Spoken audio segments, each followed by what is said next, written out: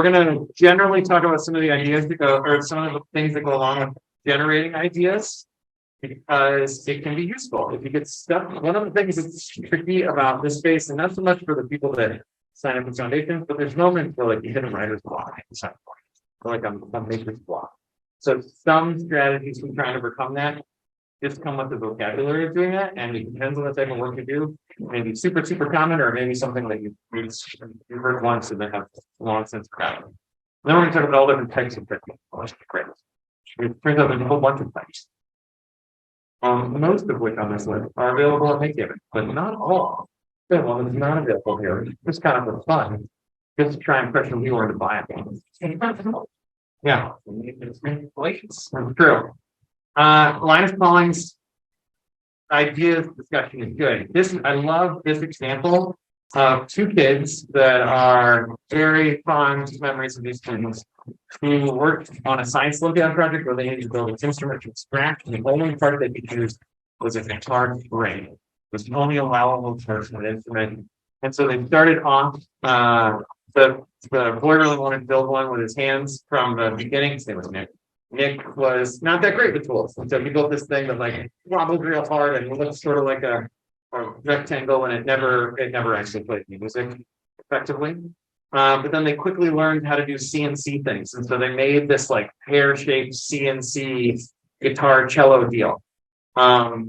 This is over a 2-year competition. So they built this thing and it sort of half worked. They found the guitar string dug into the top and the turnbuckles would just sort of break over time. Then they thought strings are the worst. Let's not do those at all. They moved on to making a weird kalimba egg thing that was very short-lived. It didn't work. Turns out you should have the weird pear shape for a reason. And then they thought, okay, cool, let's make an even more cello-y piece, and all of our strings will attach at metal binding points. And so they went through to that. They designed it out for a CNC, and it went through all of these versions. And you come down to the end. I can show you a video on my phone of this thing playing, but it would play at 70 decibels, which is pretty loud. It's like louder than my normal teacher voice, and it would keep its tune as long as you didn't take it in and out of freezing temperatures too much. So these tolerance, yeah, basically, but tricky when you're walking around on a campus for sound for science competitions. So it was anyways. Going through cycles of improvement is a really important part for any idea, and it's one of the things that's a hallmark of how makers get better and better at their projects. Is you start off with like, I want to build a thing, and then you find, oh, I want this feature, oh, I want that feature, I want to add this, I need to rebuild from scratch. Like all of those different pieces are a part of the process that get you to a quality endpoint. And it feels linear afterwards. It does not feel linear when you're in the moment. It's all over the place. It's a mess. We had the kalimba thing. We CNC'd that also. That was a whole odyssey that we turned away from. There's a lot of different wandering to this path, even though it looks linear in hindsight.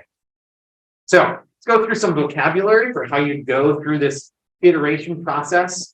So you know what all the words that I might say are, that we might say are. So some of them are really things that you've heard before. Others you might just want to pause for a second and see. But a goal is what you want to have solved. A constraint is a limit on a project. And I've talked to lots of engineers, and I'd love to hear the perspective on goals and constraints. Engineers that I talk to are goals and constraints are very important parts of their job. You bumped into those. You have in your work life. Is that a thing? The goal for making a table is that it doesn't fall over and doesn't the works that you can't set stuff on without falling off. So those are pretty well defined. I think soft versus engineering is a lot about having your goals be pretty stable and pretty like, I want to make this bench and I want it to work for a lot of people to sit on over time. People have been making benches for a long time. You kind of have the quantities are known. Versus engineering, you're trying to make something completely new that nobody's ever done before. This kind of process, going through cycles to figure out how to get closer to your goals, is kind of more of a thing for that when you're making something completely new. But I have been trying to place more of an emphasis on the fact that we're doing more crafty things. Yeah. With that. Well, That's great. Yeah. I think you hit on a really good point. One of the words, we'll see if I blanked out the slide or not, is scope creep within the goals and constraints. Like the scope of your project will creep out bigger and bigger. Like, oh, it'd be cool if it had this feature. We need if it had that feature. And like you keep adding features, which just keeps piling on extra goals. And if you're constrained at all by time, you're digging a hole. So scope creep is something to think about that has its own slide somewhere in here, probably. But as you work on these things, iterations are something that I would very much encourage, like the kids in that last slide did.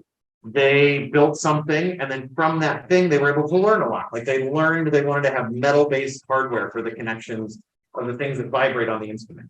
Right. The first one was very instrument shaped, but because it was all wood holding the guitar strings, didn't work out that well for them. So continuing to make prototypes, learn from those prototypes as you go through them. Brainstorming and design thinking, these are formal processes that both were inspired by books or authors. And sketches are really helpful to conceptualize things, just like an iteration is. Models can be useful as well, and then a proof of concept for the minimum viable product. Sometimes even a sanity check, like, is this even gonna work?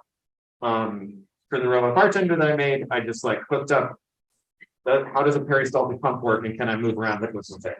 Like, just like, am I off my rocker with this one, or am I like in the right direction? That sort of proof of concept sanity check can be really helpful. and you have a shot bartender? Sure. No, it was just like dyed red water. I just wanted to see that it would work, and not like wreck anything.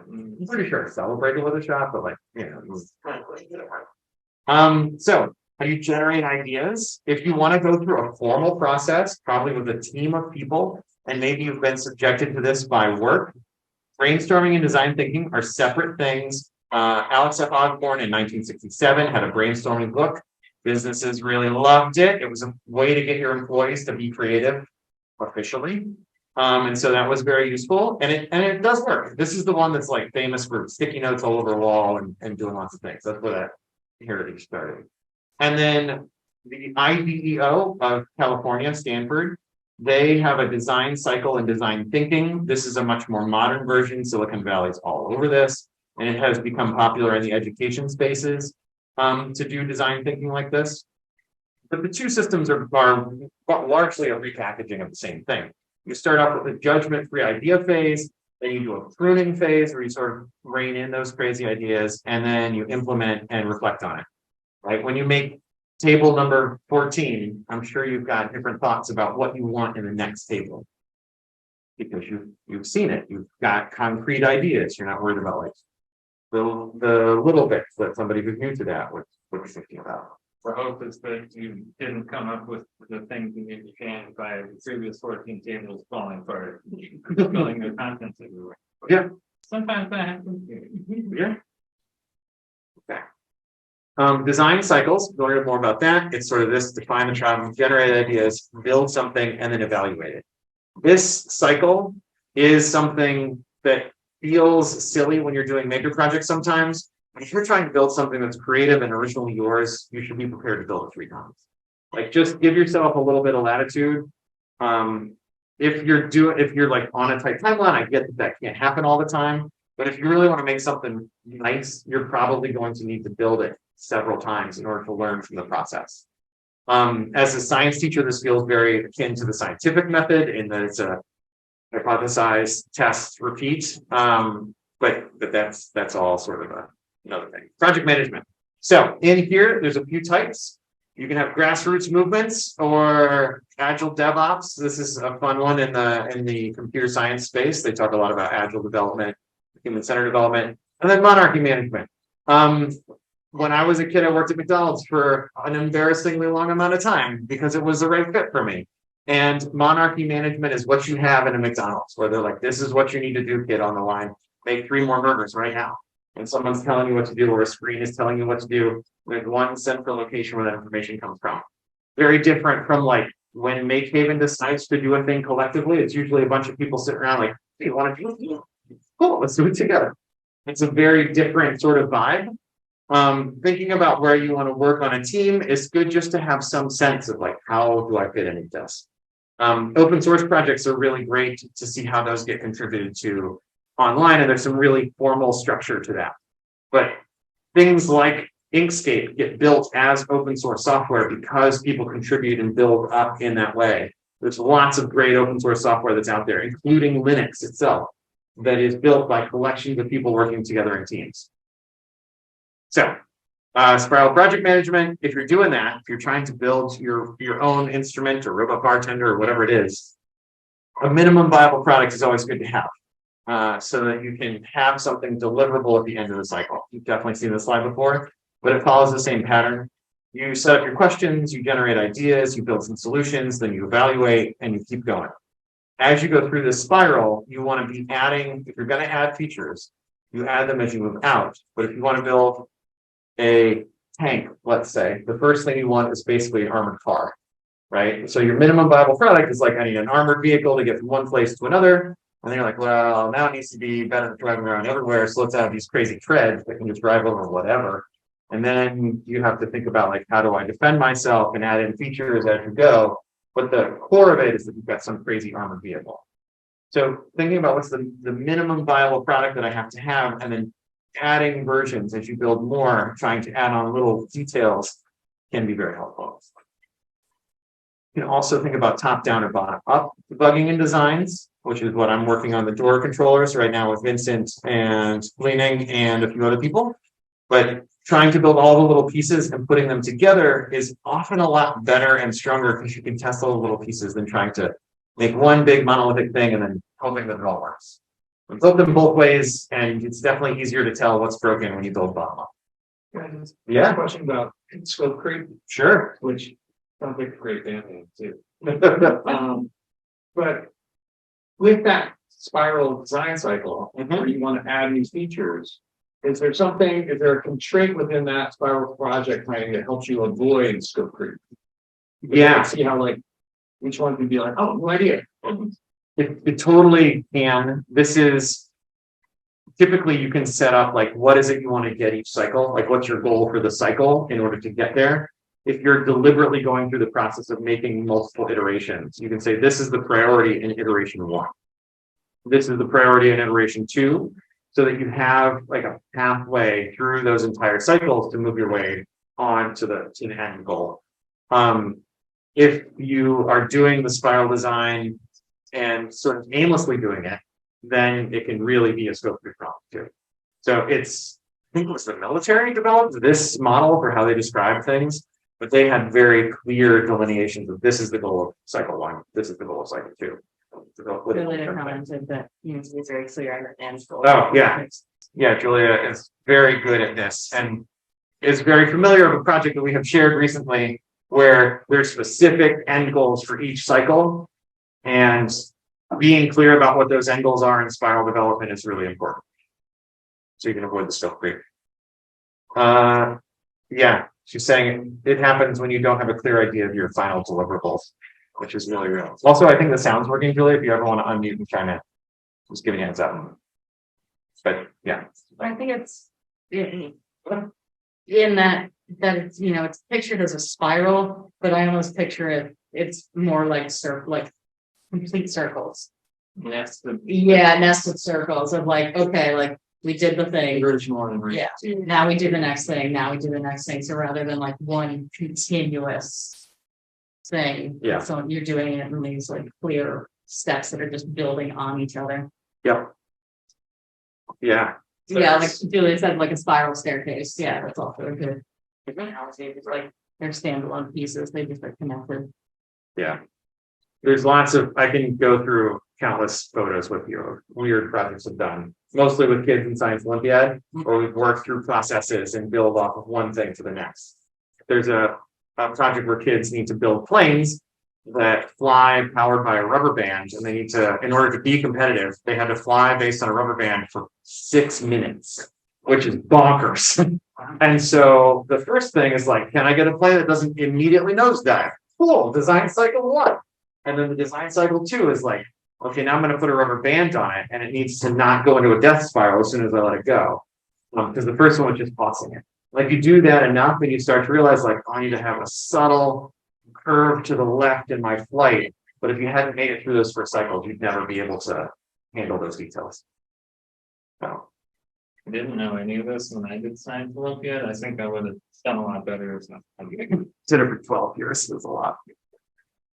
And life consuming. Okay, modular projects are also great. Modular and monolithic. Developers have really gotten into this big time by breaking up all of their coding projects into many parts versus one giant code base. There are cases where this is really useful, but a lot of the time it's sort of an all or nothing gamble, right? So if you can avoid that in a project that you've got where you're not so heavily invested, like this is either going to work or it's not, and it's hundreds of dollars, but I get it wrong, or something like that, you can do better if you can figure out little pieces and parts.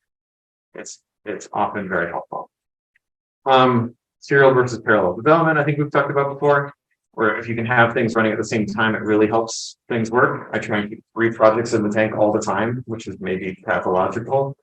And then supply side time management and demand side time management. I know we've had a few people that have been bumping into this, for which I really want to continue to encourage. Think about the time you have in a week. Like here we are on Thursday, we're going to talk about screen printing. And maybe you're still thinking textiles. Think about how much time you have this week and choose something to work on that fits within the time. The good news is we're all going to probably do the same thing together. We're going to screen print Sunday morning and maybe some other times. Probably at least Sunday and Tuesday, maybe others also. And choose projects that fit the time you have, rather than what I used to do was take on a project and then like procrastinate too long. And then eventually, like my entire evening is dictated by how much I need to write the rest of this paper, right? That's totally a thing we've all done. And that would be demand side time management, where like basically as it tells you what you need to do to finish, you're just you're the victim of the project versus supply side where you're planning it out. And triage. This is important to try and figure out what's the most important thing, and then figure that part out first. What's bleeding the most? Try and put a stop on it. Right. Yeah, that's you were in the EMT. Well, which is morbid, but I guess the connection here is like acknowledging when something's not going to work. Yeah, that's true. And identifying like, nope, I'm not going to do this project, and just throw it in the garbage, literally, figuratively. Also, you were an EMT, so you're just like yes. Also, sometimes just who's already dead. Yes, that's the real thing. Also, document as you work. This is something that's really important. Take photos as you go. There are many times where I've gotten to the end of a project and thought my camera roll is not big enough. I wish I had more photos. Would always encourage. And then I would say, especially if I was talking to people who are more students than like hobbyists, communicating your ideas and your work is probably equally or maybe even more important than the actual work itself. Because if you do it, like in a hobby space, it's probably not true. But if you're doing something really cool and then you can't share it with anybody or you can't sell it, depending on what your context is, then it's really hard to judge its value or get as much value out of it as you would want to. So those are really critical things to not overlook, especially in a world where selling yourself in a social media presence is a really important part of humanity in 2023. But those are all interesting and important things to think about. Okay. Printing. Let's talk about the reasonable stuff. So now we're going to talk about printing. And it really is all about putting ideas out there and putting them onto the things that we want to have. So the printing press, and this is a picture of the Gutenberg press, but lots of different cultures invented lots of different types of printing over many different centuries. The Western tradition is that it was some dude in Germany, I think, but it was invented in Asia centuries before, and it was invented in other parts of the world multiple different times. It's basically a wine press with some blocks on the bottom. So it was not a wildly complicated thing. The big revolution was that you could print a book much faster than it could be scribed, and so that was really what led to humanity getting smarter collectively. So let's talk about some of these that really do harken all the way back to that and then bring us all the way into the future. And then we'll talk about making fun shirts, because that's what we're here for mostly. So first off, these are all things that you can do at MakeHaven with one exception. Movable type. This is a movable type press that we have down in the basement from Cleveland, Ohio, I will point out, just like me. And so there's many different ways that you can do this. We have lots of different letters down there. If you want to make your own wedding invitations or baby announcements, which maybe I should do this, you can absolutely do them with like these nice embossed movable type letters, or you can lay them out exactly how you want and get a premium quality printed product. We have had, I think I've heard stories of people actually making their wedding invitations on this thing because getting the like embossed text printing on a card is ungodly expensive. Doing it here, you get something that costs you like $8 an individual card turned into a process that takes you a few hours while you listen to a podcast. So it's totally a thing that's really neat to do. This machine has got that one dedicated job, and it's worth checking it out to see what's going on. Also, it's pretty easy to make your own characters if you wanted to. There are a bunch of characters downstairs. You can totally use them, but it's possible to make your own if you wanted to add like fun emojis or whatever. Your movable type, very old-timey printing. Block printing is what we're going to talk about fair amount. This is a really cool one to do. Block printing is where you cut into a block, and this is a famous block printing about an astronomer who looked beyond the veil. But there's all of these different types of block printing. This was an early type of mass production, like the wave down here, a famous Japanese print, came in a few colors. Part of it is famous because the block prints like that in Japan, just a little art history for you, like, correct me if I'm wrong, please, anyone, was that they were able to be mass produced. And so the wave was just one of the ones that was the most famous of those mass produced art pieces in Japan. And because it was so easily, not easily, but it could be reproduced. And when you have a block that's good and made out of a hard material, it can make many, many prints. So you have the ability to really get lots and lots of these to be cranked out as high art, but like with a certain amount of reproducibility. So it's a really neat way to make those things happen. It also means that it's a neat way to make art in various forms. So you can do blocks like this. You can carve them into wood. You can carve them into plastic. You can have them carved by all sorts of things. Ruby, who you will all meet very soon, and Sunday is one of those options. She has done 4 foot by 6 foot block prints where she didn't carve it. It was a photograph that she took, used Adobe Illustrator to turn it into a halftone, and then cut that halftone on the Gerber CNC out of a block of, or out of one big sheet of plywood. So like totally you can do really, really cool stuff with block printing. And the block is a hard medium. So the block is the thing that you press into to get lots of ink to translate. It's really, really cool. It's nice, reproducible art, and it's got like a texture to it that's hard to get other ways. So wood block is where Ruby works, and it's very easy to carve if you love to whittle, and whittling is pretty hard. You can totally carve your own things this way. If you want to CNC, you can totally CNC things this way as well. Works great for geometric patterns. Text, just remember your text all has to be mirrored, otherwise you're going to have more less time. And here's a good example of one of those. It's hard to tell exactly what that is, but it looks like a Japanese style block print where you can see there's multiple blocks to build up a color set so that these prints are reproducible. You can see like this is the lady's hair, here's part of her dress, here's more dress, and there's a whole range of things that it takes to build up one image with multiple colors. But if you're in a print shop, that's still like 7 presses instead of doing it by hand. So it's a great way to make complicated art with multiple colors with something like wooden block printing. And then linoleum block. If you want to do it and you don't want to stab yourself quite as much as wood block printing inevitably will be, linoleum block is a much easier way to do it. And there's this video that I'm going to play without audio, but it starts off with Blick art materials. You can buy them across the street at Artisan Craftsman. It's got these little tools where you just carve right into a block of linoleum, and you can remove different amounts of material. Whatever is left is what will be inked onto a sheet of paper. This works really well. It's fun to do. If you want to get into block printing, linoleum printing is probably a good place to get started. And you can do lots of cool designs that go along with this. It also will work in the multicolor design. But doing this one is a good starting spot.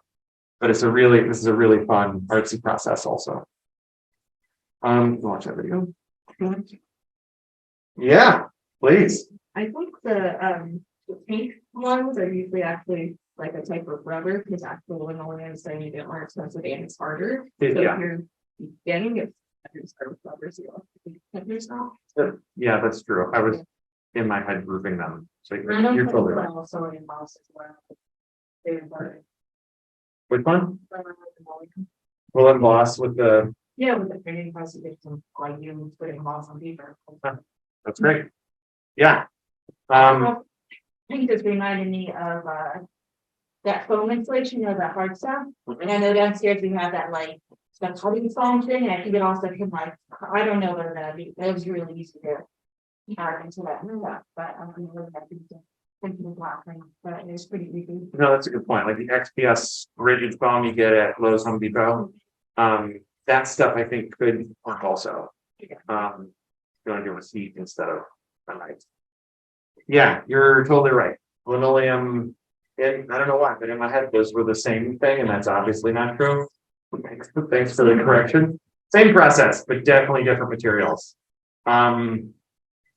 As a kid at school, we did it with linoleum because linoleum tiles were very, very cheap. And so it's just the thing that we did as kids. But the rubber ones are really nice. There's tons of really good art inspiration out there if you want to see what it looks like. These like these little waves just come from little scoops into the thing. It's a really fun art process, and all of the artists in the room will know a lot about it. A lot. Ad printing. This is the one where I'm trying to get Lior for when he hears about this to buy some pad printing machine.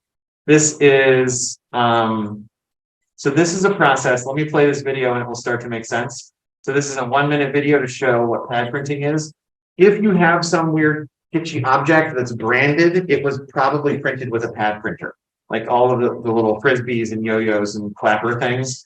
Pad printing basically takes ink from a pad and a silicone pad, and it puts it down onto a thing. These pink silicone pads, they deform to wrap around the shape so that your image stays accurate. So because the pad will deform around that weird hand plastic thing, the image stays accurate to what it was on the surface that it came from. And you get to keep that without distortion. There are also double pad printers. So if you wanted to do 2 colors, it's a thing that you can do. And I talked to Julia about this, and she seems like she's had lots of fun with this process, right? Yeah, maybe. No. Yeah, I think you called it boob printers, right? Yeah. That's what you call it. But you've got, like, you can see this person here is doing some stuff. There's an ink cup, so that ink goes into the model. Let's make it a little bit bigger while the thing's actually happening. And in here, there's sort of the ink is down over here. You put ink into your model. That's what it's doing there. And then he moves this back. The silicone pad presses into that, and it pulls up the ink, and then it gets pressed down onto the thing.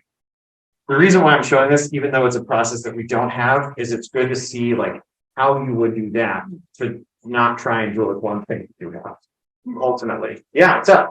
So do you have anything that's similar to this?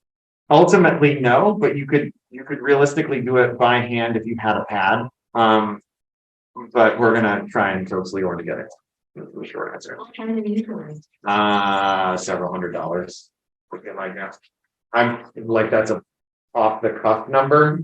I'm gonna go and close it in on 1,000 would be my guess. Printing press is like $2,000. Yeah. For one that's like smaller like this, it's probably 1,000-ish, like hundreds of dollars, not like $100. What are you, 1,200? I see a 1,200 on there. 1,100. That's like, I think we can make 1,200. Let's put it on the wish list and I'll wait for it. It'll be good. But yeah, we can add this tool right here. If you have a tool like this that you run into, just like structurally, this is good to know about. There's a wish list for MakeHaven, makehaven.org/wishes. And if you wanted to have something added to the wish list, you can just add them in right here.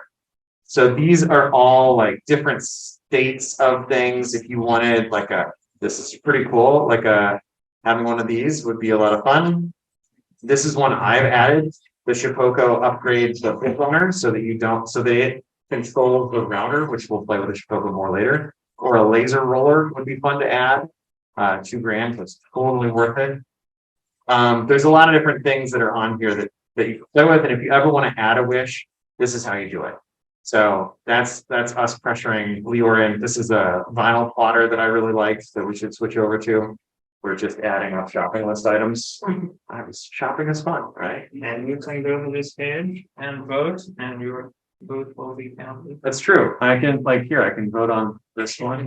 Oh no, yeah, I'm not logged. Never. You should vote for the last resin one. I should. Yeah, I will. I will go vote for the wax resin. But in here, we can keep playing. So screen printing. This is what we showed up for today. So screen printing, and we're not going to do it today, but we're going to talk about it. And then Sunday and Tuesday we can do screen printing. But this is a mesh screen that gives you a substrate for a photo emulsion and ink filter. It's a little hard to describe at first, but that's the process happening right there. When you see it, oh, that's what it is, and it makes sense. For what's here, the darker parts that you're seeing, there is an emulsion, like a plasticky stuff that has been set in place that fills in the voids of basically a tiny window screen. And all of the parts that are lighter in color here, those are spaces where the window screen is open. And all you're doing is you're just oozing ink through the window screen that's got certain specific openings to put a design onto another object. You can screen print onto lots of different things. Fabric is the one that most people think of. And the shirt that I'm wearing right now was the screen printed shirt from last year. So this is what we're going for people at home. It's a shirt. And one of the people who helped teach it made this design. We're working on details with her. And this is, we'll change the year for class of 23 or maybe take the year off. We should probably do a cohort. Oh yeah, we should do that. And as we do those things, this will probably be the official foundation logo. So hopefully this is the shirt that we'll all be able to make. As we think about that, you can get whatever substrate you want, whether it's hoodie or t-shirt or a fancy polo, print the front, print the back, doesn't matter, up to you. Put it on a block of wood, anything you wanted to do like that. You can screen print on all sorts of things. The process for this is to make or buy a screen. This is one of the aluminum frame screens. I should have grabbed one from downstairs. We have two in the store right now, although we can certainly get more. Or you get a screen like that. You'll apply emulsion, which goes on as like a goopy liquid, and then you let it dry. In the space, you want a real thin layer of it to sort of fill in all of the little squares of the screen. Then you expose the emulsion with an ultraviolet light, shielding away your design areas so that they're covered. So these are sort of dark filled in, and the light that is exposing most of it doesn't hit the areas of your design. And then you rinse out all of the stuff that isn't cured, and then you can print ink through it. And the emulsion will last for a long, long time. So you'll get like 1,000 shirts out of a single screen without a problem. So it's the UV light is what keeps the emulsion, makes the emulsion more solid and like stick to the screen. Yeah.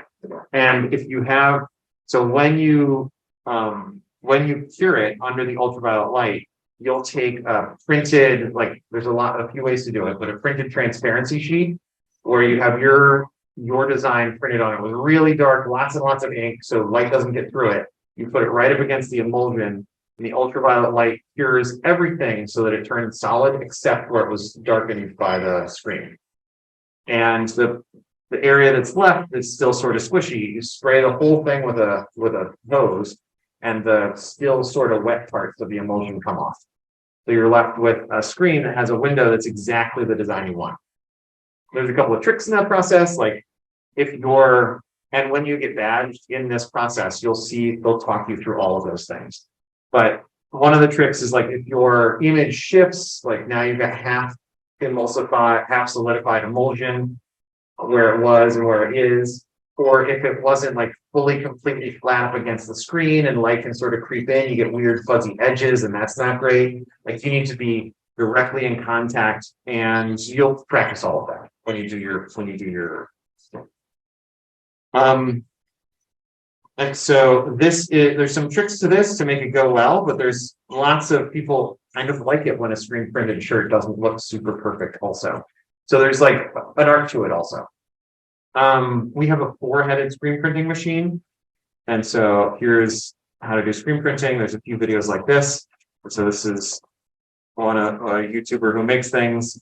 That was his ad, but you can see here he's got a screen, and then he's just going to set the shirt down and then do this, and then you pull ink right through that opening.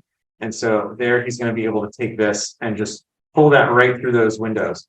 The screen has openings that are so small you really can't see them, but it does that, and the ink goes right through the openings. Here with a 4-headed one, just like ours, you can do 4 colors at once, where you pull a screen, you turn it around, you do the next one, and you just go through. As long as the shirt has dried between each run, you could apply a whole bunch of colors.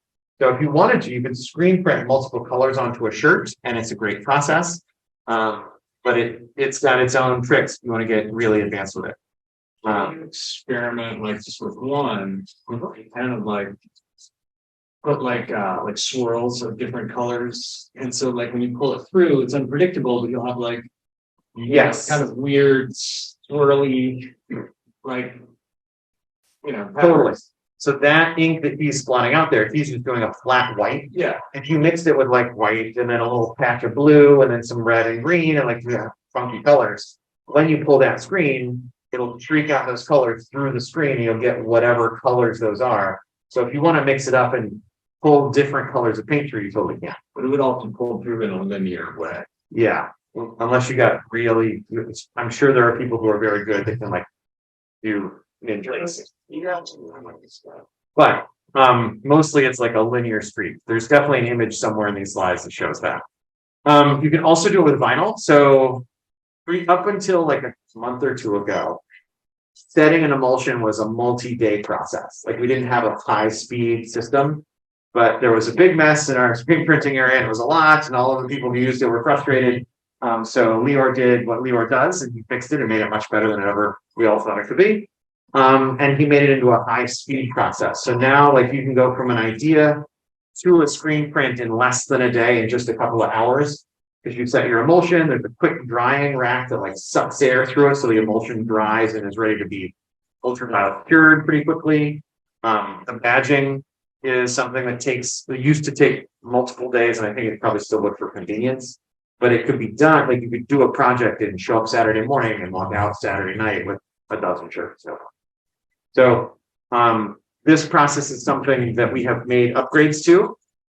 The faster way to do it is with vinyl. So if you wanted to make a vinyl sticker, and we'll be playing with a vinyl plotter later on, but if you get good at vinyl stickers and you'd rather do that than emulsion, you can also do it with a sticker. You just need to remember that like you're going to get 10 prints instead of 1,000. The vinyl sticker will break down much easier because you're sort of rubbing the ink on the sticky part, so it gets unsticky pretty quickly. You just don't get that many pulls. But if you want to make a screen printed shirt, you want 10 of them and you want it in less than an hour, that's the way to do it.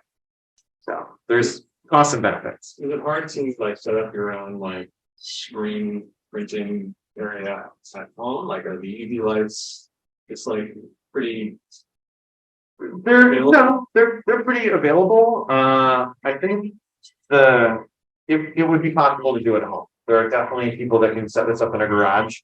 And the ultraviolet light, I'm pretty sure that Lisa would yell at me if I didn't say the sun gives us ultraviolet light. So you could absolutely set it outside and like let it cure that way. It would just be long and slow, and maybe you'd need like a porch for it to work. should work, right? Like UV grow lamps would work. We can go turn on a black light is what you're getting for UV light. A black light is UV light. So there's lots of different ways you can do it. Here's an example of that like streaky thing that you were just asking about. So you do that and you can get all these colors.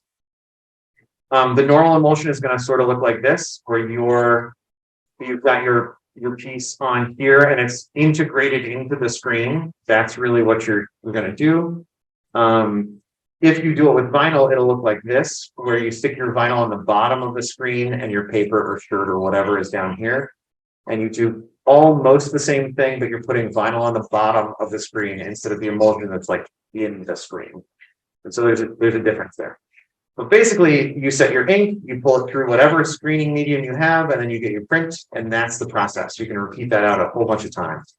It was last winter sometime.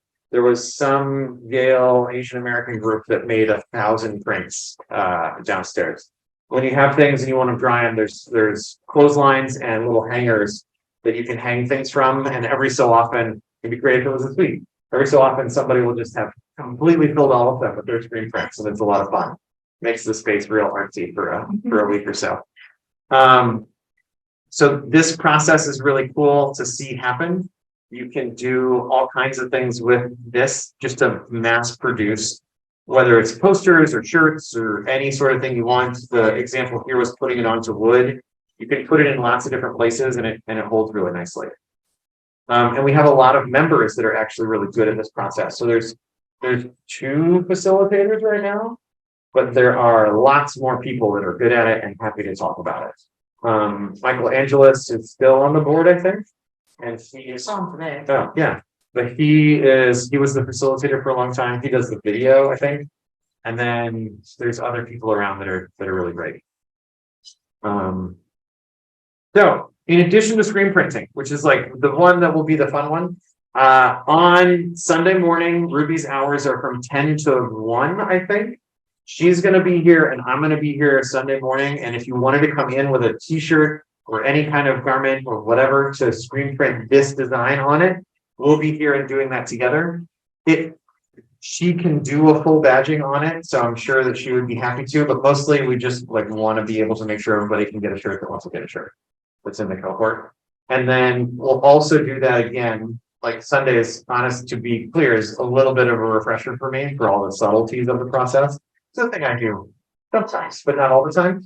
And then on Tuesday, even if we don't get Irene or Bob or somebody else lined up, I will guide through another batch of people Tuesday night, just in case Sunday morning doesn't work. So those are 2 times, and if we can add more times to this week, we will, for you to screen print a shirt. And then you keep badging cards, or It's gonna depend on how many people show up. It's not a short process.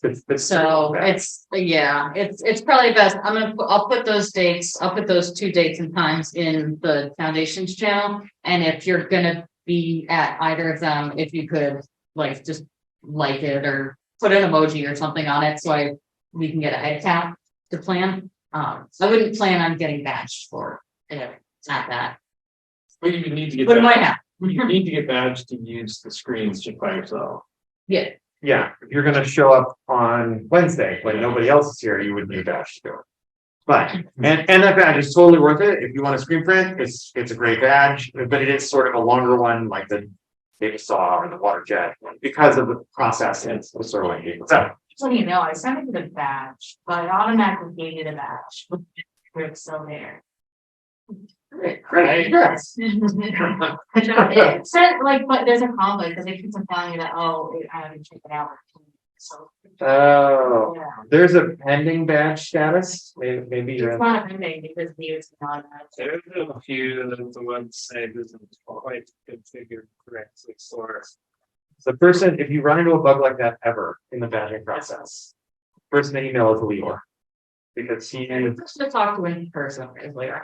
yeah, no. I don't know. Yeah, that's So I don't think he knows, that's not true. He knows. Yeah. But yeah, so we can talk to Leo and make sure that works the right way, but congrats. If you want, but it seems like you have some screen printing experience. Yeah, I already have but be glad to go to a facilitator if I have to. Yeah, no, that makes sense. What time will we? Tuesday, I'll do 5:30 is my normal time, but I'll be here from like 5:30 to 9. Seems reasonable. We can pick whenever. We pick like 6 or something. I don't know. But in addition to that, there's also digital printing, which is something that we forget. And MakeHaven exists, but it's oftentimes really useful. If you want to make a screen printed shirt that you have digitally designed instead of hand designed, Ileana drew this one by hand. But you can also do all of this through a digital process, and you can digitally print out your design. So doing that is something that's totally reasonable. We have a couple of office printers down in the space. you pay for each print that you do politely, and don't forget. I've heard Kate be very frustrated about how much printing happens and people forget. But it is great. Also, as a general tip for life, this is me advocating. I'm a big fan of laser printers. The inkjet printer that you got for free with your computer is a money haul, where they give it to you for free. Inkjet ink, it dries up, and then each time you want to print twice a year, you have to buy new ink. As opposed to a laser printer, the toner just lasts, and so you don't have a problem. The printers cost about $200, but it works well. This is the kind of printer we have downstairs. And office space is fun. We also have a large format printer, so if you want to digitally print things downstairs, there's the regular printer, and then this is one of Ruby badges. The large format printer can print things that are that wide, which I'm going to go as like 4 feet wide, and as long as the roll. So that's how you get something like this giant LeBron James poster that they had in Cleveland. Or if you wanted to print out a full size sewing pattern, you can totally do that on this machine. Or if you want to print out your own, like my town is having a festival sign, you can do that as well.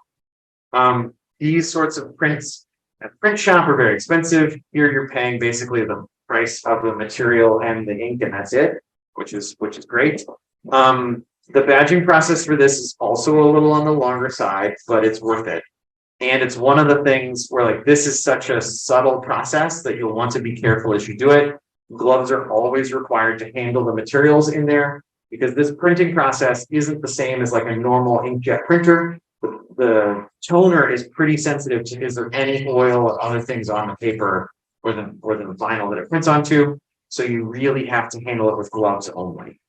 Because if you get your hand oil on it in the middle of a piece, like you could be wrecking the next person's print inadvertently. So gloves always with that, but it's really fun. And this is totally a thing you can be employed to do. But it's a fun process. So another one that's good, and we can totally do this because you can do it on any printer at all, is sublimation printing. We have a heat press like this downstairs. Sublimation dye is a special type of dye that just about any printer can do. If you've ever seen a shirt like this, it was sublimation printed. And so that's like a picture that then gets pressed onto the fabric or they transfer it over. You'd have to print it in reverse and then it transfers on. And so you can put ink right into a thing. It's another process that feels sort of like in between heat transfer and screen printing all at one maneuver. It's also how you put logos and prints onto plates and mugs and onto weird hat things sometimes. It's a really common process that's used in lots of different ways, where you want to have ink transferred onto things, and it just takes a little bit of heat and a special type of ink.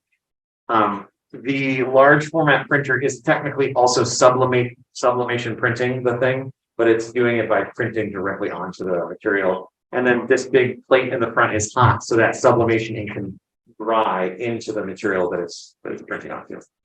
It's fascinating.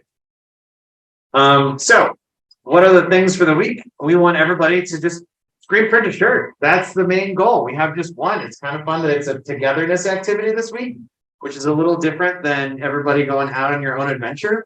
It'll be fun to have those 2 times where you get together and presumably see half the people, or maybe more than half. You come on Sunday and you love it so much you want more shirts. You come back on Tuesday and we're not going to stop you. Come make another shirt. The screen printing is a great time. It's good to have conversations with the artists who do it a lot, to get experience from them, to see what it is they like and don't like about the process. What are their catch points? What's new? What's changed? There's a whole lot of things you can try. You can also try making your own prints, and there's a whole lot of different ways to do that, whether it's the silicone pad printing that you want to try, just like random, or whether you want to do, remember the fun of inkjet printing, in case that's a thing you've forgotten. But all of those different kinds of printing are fun things you can try out this week. So, this is the last slide. What's your most recent screen print you've done? Screen print? Yeah. I got badged on Sunday. Oh, that's exciting. We use the badging stick, which is robot. Huh. It's not even the MakeHaven robot. It's like a little robot, and then we're just a maker. So, and I wasn't wearing a shirt that I wanted, so I didn't take it almost. Yeah, well, that's fair. I also had Sunday was very unclear on whether the emulsion process needs a badging walkthrough. Mm. It was a little confusing. So A lot has been revamped very recently. yeah, I mean, So there's a new UV unit down there right now. Leor is down there. I'm gonna talk to Leor as soon as we're done, because it sounds like this is a thing, an area of ambiguity that we need to solve. Yeah. Like, I watched Leor build the thing. Like, I didn't help, but he was doing it in good detail. I wasn't just like staring and watching Leor do the thing. Yeah, it was just like, you got it, buddy. You got it. It's you. It was like a month or so ago. So it's really new, the process being upgraded from like a 2 to 3 day process to a 20 less than 24-hour process. So we'll probably need to unpack all of those things and then make sure that we're testing out updates. Looks like Ashley might be going to do that right now. All right. So we'll talk to Bob, whose office hours are also Sunday morning. Sunday morning is going to be a chance for you to have Ruby and Bob both around at the same time to talk about this process with like 2 facilitators and me, and I'll do that together. Tuesday, we'll probably have, we're hoping we'll have Irene and some other people who are experts as well. But those are the 2 ones that we have locked down as dates and times, and you can come make sure. With this shirt, hopefully. But you can do whatever you want and put it on whatever color. And white was the color of ink that I used because I have a black hoodie. This is held itself together for a dozen washes. So like it's doing just fine. You know, it'll last perfectly well.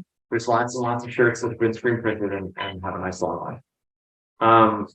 If you print your design onto transparency before the UV emulsion process, is it better to use a certain kind of ink on transparency or a certain kind of transparency? It's best to do the highest DPI you can possibly do in the ink. You want it to be as dark on the transparency as you can get, because you're trying to block the light coming through. The transparency, I think, as long as it's transparent in the ultraviolet, which is right adjacent to the visual spectrum. So like most transparency, I think are fine. I don't remember that ever being a little red flag. But like laserjet versus inkjet transparency. Yeah, I think either of them is fine. If you can hold a flashlight behind it and you don't really see anything coming through, that's the goal. That would be very, very dark. And doing a higher DPI setting on your printer is going to be the best way to make that happen. So just whatever DPI setting it has, crank it all the way up, and it puts more bits of ink, whether it's toner or inkjet ink, the more the merrier for this process. Does that ring true with your very recent batch? Yeah. Well, and I know, and this is from watching the video, but I think we stock transparency in the store and with that, and you can use just I think the laserjet downstairs. Yeah. And use the transparency printing on the fly here. Yeah. So we just bring our file in. Yeah. It could be set up. I wasn't sure that we had that in the store, but it's good. No, I believe you. You talked to Bob Sunday about it. You're going to check. Okay. I'm just gonna make it. Okay, cool. So there are lots of different details, and watching the video will get you there. Taking a look at how this works is definitely a bit of an art, one that is worth looking at. And screen printing is a blast. It'll be lots of fun. It's also fun to think about these other ways to print, and the linoleum or rubber block is really good, and wood blocks are great. There's all sorts of these things that you can try and play around with, and we'll be able to work with these things and try and make some shirts. So, let's see. Anything else from people at home? We got anything else going on? No. Right. So it is 8 o'clock, and it's time for us to transition. If we don't have any more questions, or if you find the right answer for the store, I suppose I can also Google it up here. But if you're on it, I'll let you do it. The next thing would be to do our show and tell. Laserable transparency for silk screen print making, 8.5 by 11, 50 cents per one sheet. And transparency roll, 54-inch wide. Behind a large format printer, There you go. 50 cents per linear inch. Which is crazy, all the large format printer supplies, we have a bunch of different rolls that's behind the printer that you can buy by the inch. And it's like super affordable, Right. actually, which is kind of mind blowing to me. You can print photos on canvas. Yeah, 50 cents per linear inch. It's like the width of the roll. 54 inches wide. Right, it's huge. So like the cost of printing something at that size at a print shop is unreasonably more. So being able to do it yourself is a big win. If you have any need for a large print, just do it here. Don't go to FedEx or Kinko's or whatever. Yeah. Did we already do some? We were gonna start. Can I do it and then, because I have to go. Yeah, no, that's totally. Okay, so I'm gonna start with my fails first. All right, so I didn't have a lot of time this week. So I was just gonna do a bunch of stuff that I had planned on doing, but it's just not done forever. So I was gonna put little snap grommets on the Starbucks jacket because it was Velcro and I'm related to Velcro thing that goes on an animal covered in fur. Weird choice. But I ran out of time, so I didn't get to do that. I did take the Velcro off, but I didn't do it yet. But I did. This is a skirt that was made for me a couple years ago. That had lost all of its buttons. So I put the buttons. I got new buttons, and I put the buttons back on. Then I ironed it just for fun. And then I got badged on the. I was going to do this on the regular sewing machine, but it's really thick. So I got badged on the Fabricator, the like heavy duty sewing machine, and just added this patch for my partner, who asked me to do it. But it's done now, so it's fine. And then for my real success, so you guys saw like the pieces of the bench. That was what the bench looked like when I took it out of somebody's garbage. And now, as of this morning, it looks like.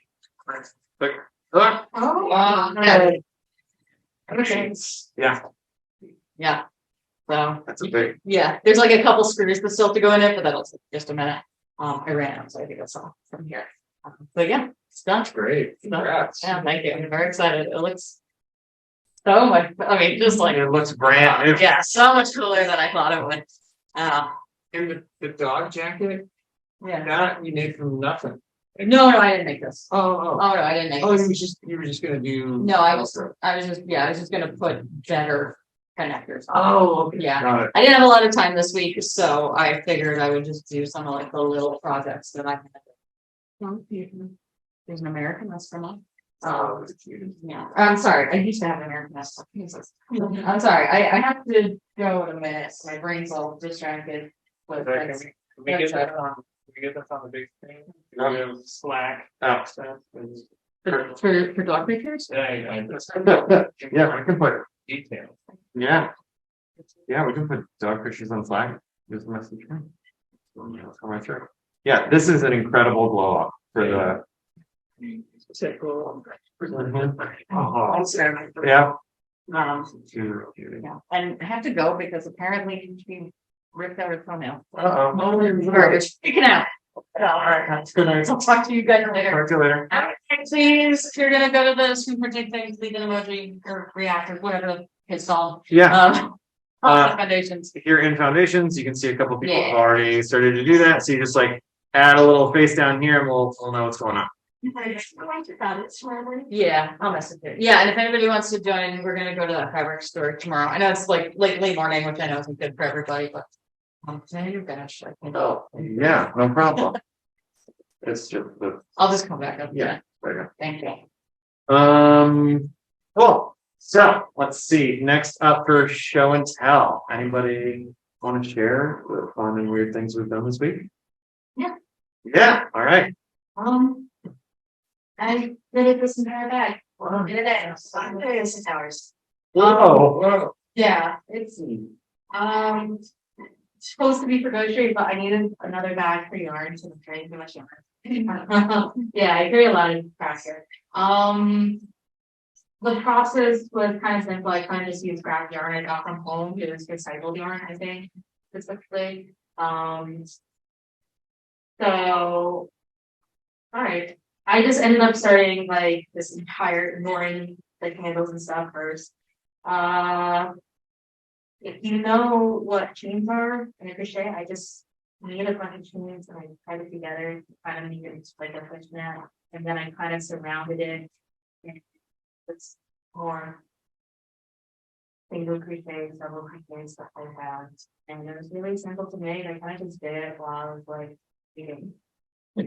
Yeah, or like reading my textbook at home with like the audio function. So That's great. yeah, really, honestly, if you want to take a crochet just to like watch anything, I think it's so like because you won't feel it bad watching TV. Yeah, but yeah, it was super easy. Only took like 6 hours. That's great. Awesome. I added my, I finished, I have a few projects, I added it to the, to little. Oh, to the photo album? Okay, Yeah. give me a minute to find that. Oh yeah, I saw that photo. So I've seen it. I just need to pull it up.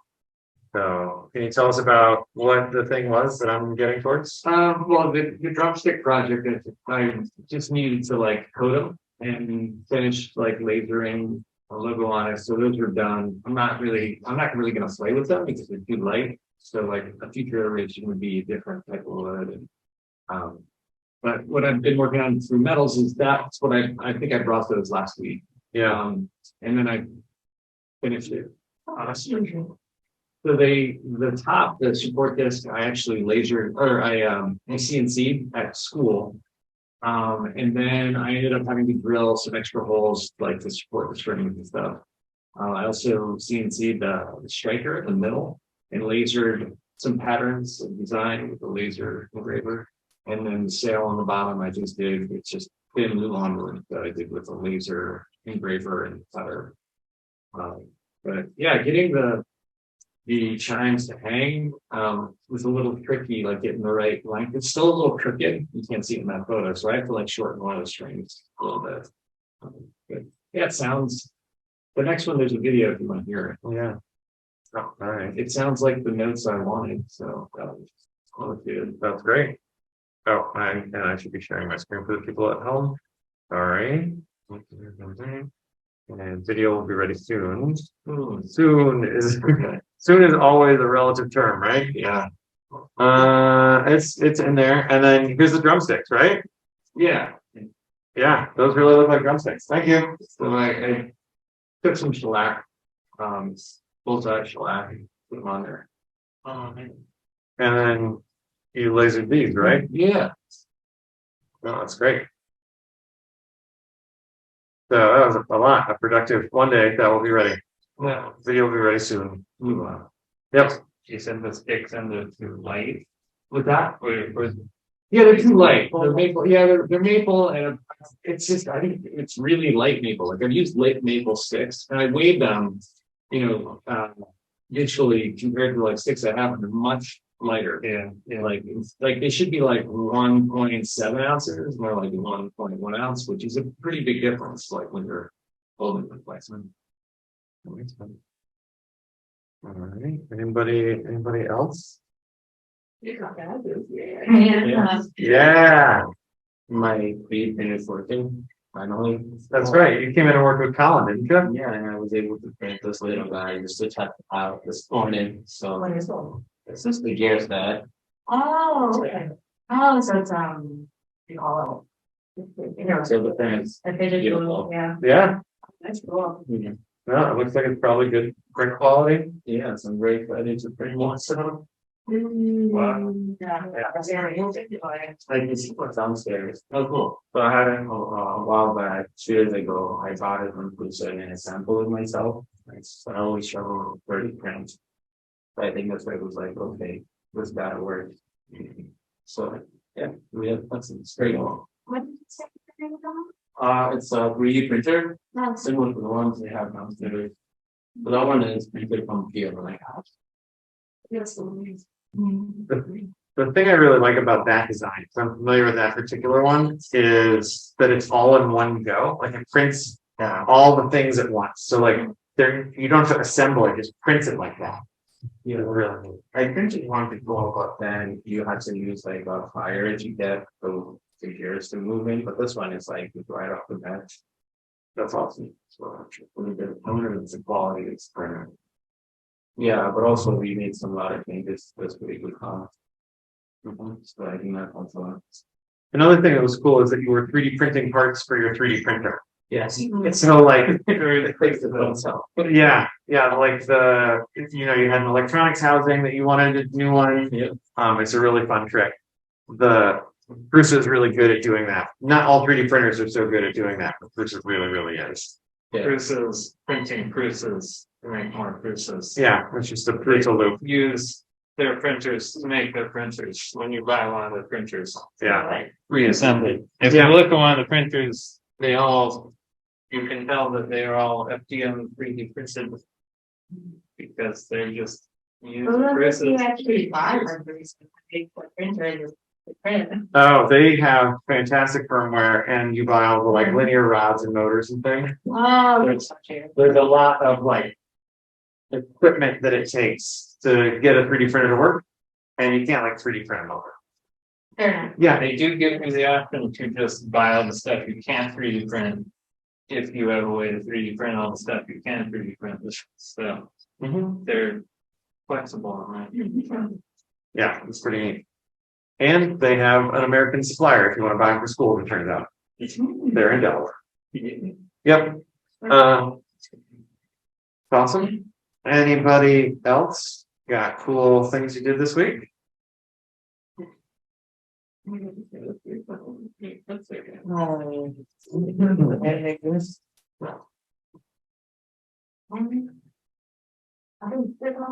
But I'm working on Roman black, so I got them cut out today, and then I realized I could brought my own thread, so to be continued. Alright.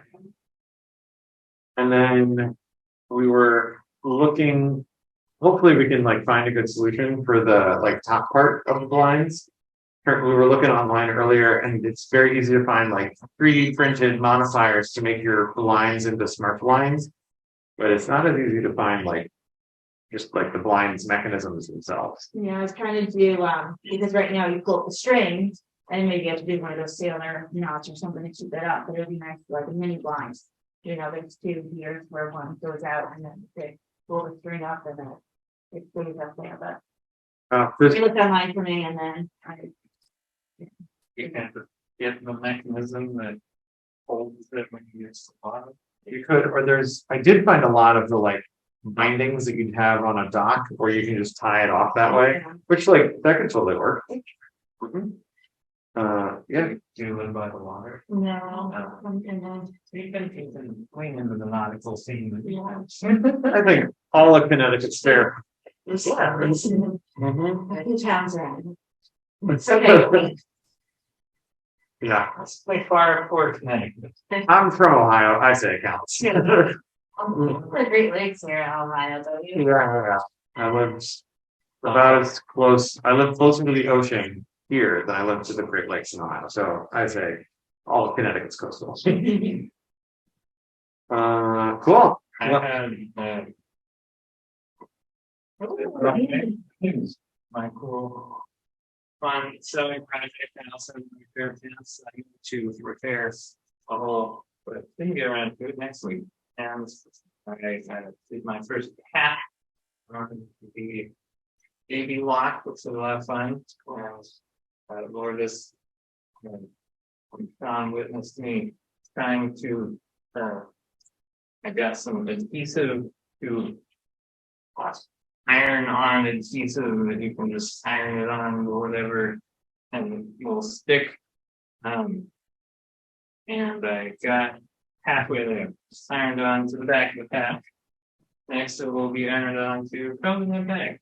But You're making a patch instead of putting on like a piece of fabric. What's the difference? Do you just out or did you want to use transfer sheet? as far as Like if I put a thing on here, but that's just like a little piece, but did you cut it out and piece of fabric?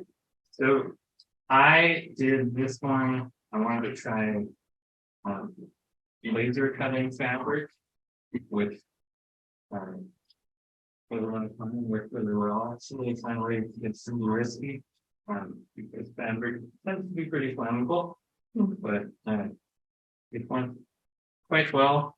So I laser cut a couple layers and I stuck those layers together and threw those on the embroidery machine to do the stitching and the edging, and then it's gonna see very messily rounded out. So that is one area for improvement in the one more time, but will be. What fabric did you use for laser? I'm just curious. I found it. So another cutting thing. Never could find them on the laser. We'll repeat that several more times when we get to lasering. Yeah, But we so cutting random things that you just find on the laser, always a little bit dicey. I was 99% sure that these were not synthetic fabrics, so that's fine. Like they were just out of scrap, in the sewing area. Heavy, more things fabrics.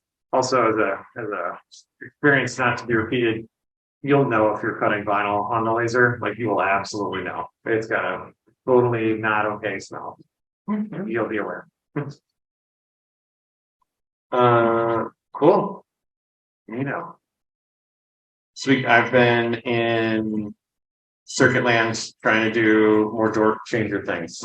That's what my brain has been tied up in. And then we have a big school board meeting also. So it's kind of, sometimes work things happen, right? That's When did you said you were presenting? Oh, we were presenting. The school has a new fab lab. We presented on that. Yeah, it was pretty fun. Mike was there. It was a great time. Board members seem pretty stoked and we're gonna help us keep moving it forward. Thanks. Yeah. Now, let's see if nobody else has anything. Julie, you've been doing fun things this week. Next time, you're in there somewhere. What I've been doing has been the opposite of fun, but I've just been making molds and molds and molds and more molds. So once I'm done with that, I'll be able to dive into some more intense projects, but just trying to wrap up some work. So I don't have anything for you yet. This may be the first time some people in the class are seeing you in your studio space. Do you want to point out like all the crazy things that are going on there? Well, that's Mr. Thrifty, my half-life size skeleton.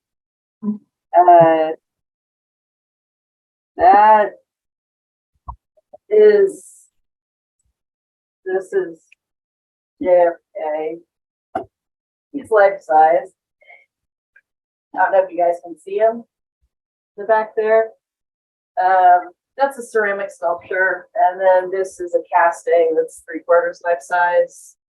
It's a different bust, and I have lots of different figures and things here too, including some that were made on our very own printers. Yay! So, Yeah, a variety of things for sure. no, it's just great to see. You know, I like to show off your amazing talent as often as possible. Really am. There's a wide variety of fabrication methods at work here. So, Yeah.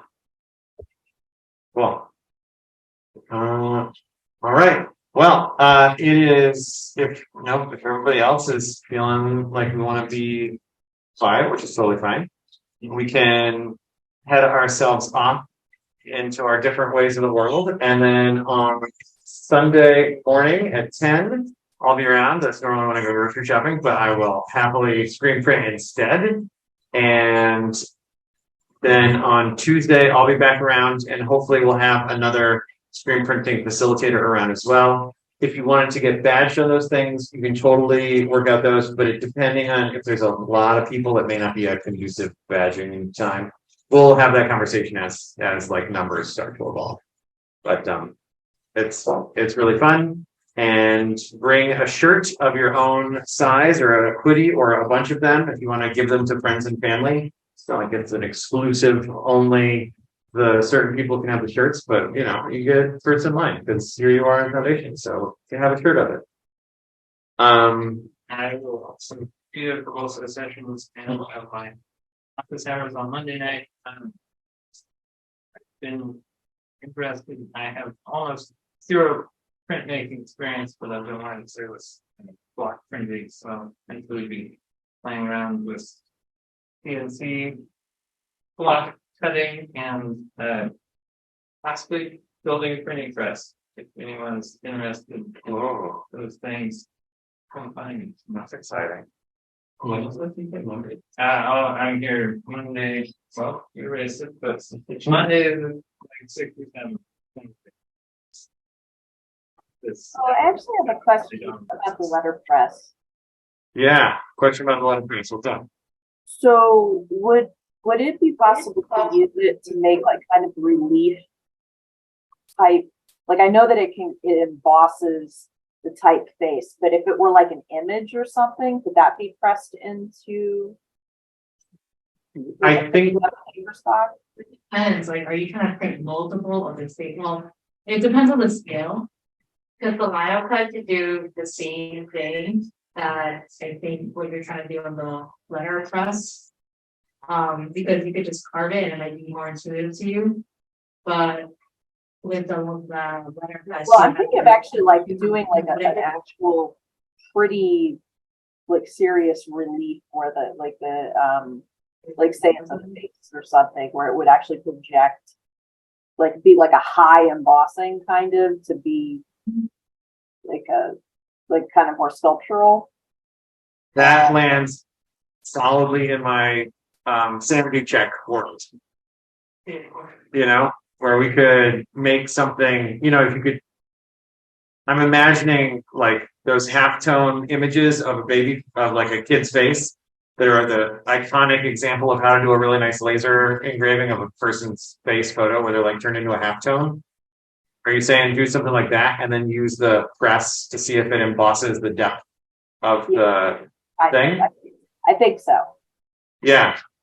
I can tell you, I did a skeleton on a lino cut, and it's think of detail pretty fine. If you're trying to do that level of detail, it's just how small are you cutting into, you know? I guess it would depend. It's like I'm almost thinking of like say like the image on a coin or something, if you blew that up and tried to emboss it. I mean, like that kind of a thing. Oh, like what size would it be though? Or will work on the machine, I guess. Like, you know, it's kind of like a size. I just want to see if it'll work, you know. If you're fitting it in a 3x3, I think it'll be perfectly fine. And I feel like as a good sanity check, you could probably just get a quarter at the right height. You just do it to a quarter and see what happens. Like just like, yeah, it's a chance to check it out and see if it works. And like there you'd be in a very good test of the relief. And there's little details and bigger details on a coin. So you get to see if you're even close to the limit or all of it comes through, then you know like, oh, this is the process with full detail. You just get like a circle. I don't think it's gonna do the highlight that you want, but low relief will be perfectly fine. There's also that like roller press. There's We need to make the metal. yeah. But yeah, I was talking about the letterpress specifically. Okay. It really squashes it, right? You know, Yeah. like it needs. Press I don't know. on it, and so it's the giant, big brown, like cast iron drum. Yeah. And then we've got the etching presses, which are for like doing really etching. So I think the proofing press is for like wood block, type printing, letterpress, and then the etching press is for specifically for like etching. And I think I need maximum crushing power, so whichever one that is. Oh, we got a 2-ton press in the metal shop. So yeah, that is a different. That you could do some serious work. Yep, The power of hydraulics. that's right. Awesome. Yeah, all right. So any other questions, thoughts, or things to share? Yeah, no, I want to hear it. There's also two other methods of printing that I don't know if you've already missed out on. No, I definitely didn't. This is our first time doing printing, so I mean, let's hear it. It is lithography where I think it's like the one that's like chemically based. You like go over limestone. Apparently, it's really, really detailed and valued fine art. All right, Yeah, cool. I don't know. I haven't tried it, but like I just typically I just don't have experience with it. Oh, you're good. And then the other one, which is a lot more affordable, it just and like easier to see, and I wouldn't mind as a service project. It would be holographing, and then there's model prints. Graphing, holographing. I actually have one of those. Oh, look at that. Okay. I just haven't put it, but I know you both on it. So, That's pretty fun. yeah, the colograph is going to be a lot more nitty gritty. So if you're really into that, go for it. You're just cutting into basically what is essentially gesso, and you're cutting off that gesso layer from the top. You're peeling it off. That's And great. it's really easy. For the I already described all of the graph, but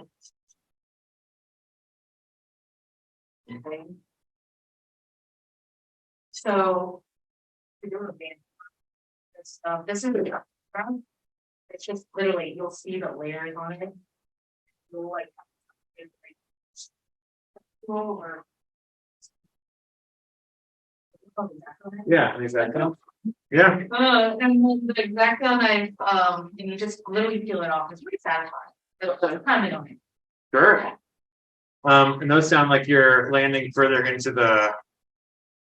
The limestone, I don't know how much it costs. I searched them up, but only antique stuff comes up and it comes around like as much as $300 to just $70. I don't know. Like this limestone thing here. Is that Yeah, what we're talking about? it's limestone, I'm pretty sure.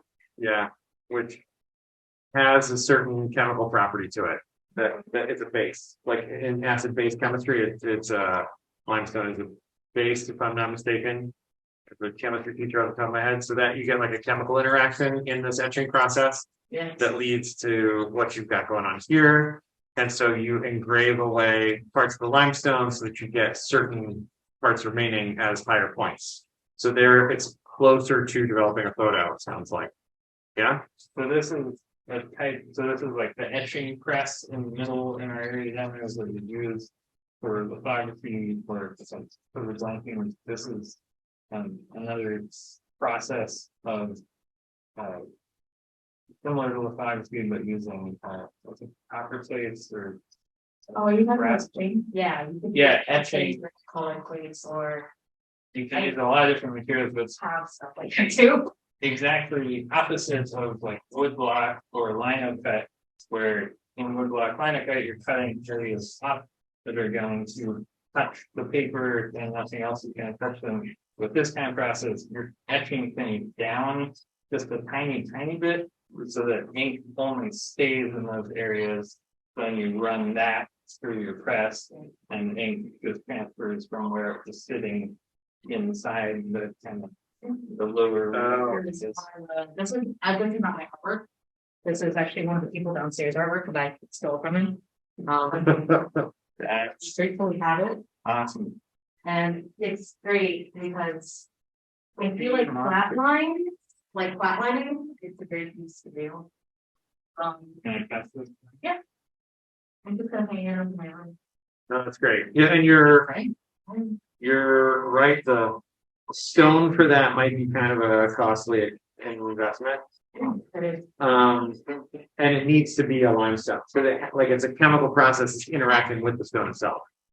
It's definitely one of the things that is just apparently still valued to this day. I did see it. I just haven't seen it in person. Sure, plus. I can imagine it's basically unlimited resolution. Oh, here's your cashback. And then this colograph, you're saying that this is like this process is you're sewing into things and or not sewing, you're cutting into things and you get a texture that comes out. Man, this looks like fun. Cool. So there's other processes. There's no way that we can cover them all. And as I think that brings up a great point, like there's lots of things that we know, but MakeHaven, the community gets better when people like Lourdes and all of the rest of us can share the cool things that we know and try and learn more and get better together. So with that, and without any, I want to ask again in case there's another awesome gem that drops. Any other thoughts or ideas, questions, things? No. All right. Well then, everybody have a great night. Thanks for coming. And we'll see you on Sunday or on Tuesday. Well,